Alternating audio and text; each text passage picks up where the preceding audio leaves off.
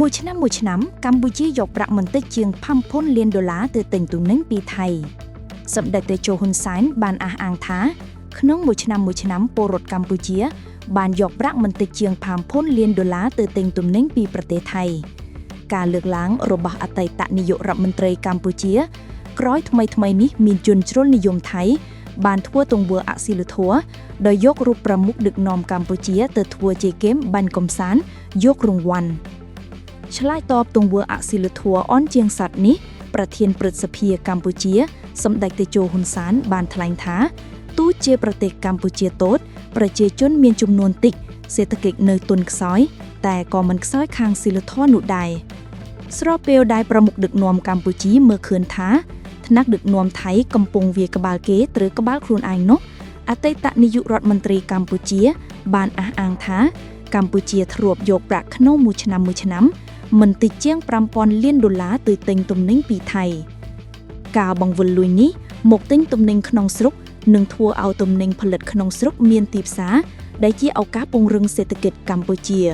សម្ដេចតេជោហ៊ុនសែនបញ្ជាក់យើងមិនដែលបានទៅសុំទំនិញថៃមកលក់ក្នុងទីផ្សារយើងទេគឺយកលុយទៅទិញ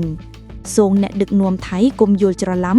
និងប្រមាថកម្ពុជាបន្តទៀតយើងដឹងថាពួកអ្នកជាអ្នកមានជាងកម្ពុជាតែអ្នកក៏ត្រូវយល់ថាយើងក៏បានយកលុយទៅទិញទំនិញថៃទើបធ្វើឲ្យប្រជាជនថៃមានទីផ្សាររកប្រាក់ចំណូលសម្ដេចបន្តថាសូមប្រជាជនថៃដែលធ្លាប់លុបទំនិញមកកម្ពុជាគុំខឹងកម្ពុជាដែលជាអតិថិជនដ៏ធំត្រីបាត់បង់នេះមិនមែនជាកំហុសរបស់កម្ពុជានោះទេ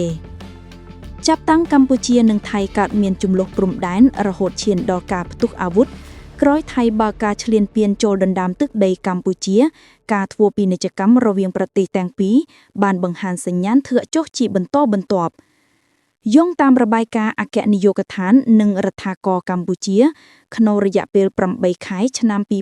2025ការធ្វើពាណិជ្ជកម្មរវាងកម្ពុជានិងថៃមានតម្លៃ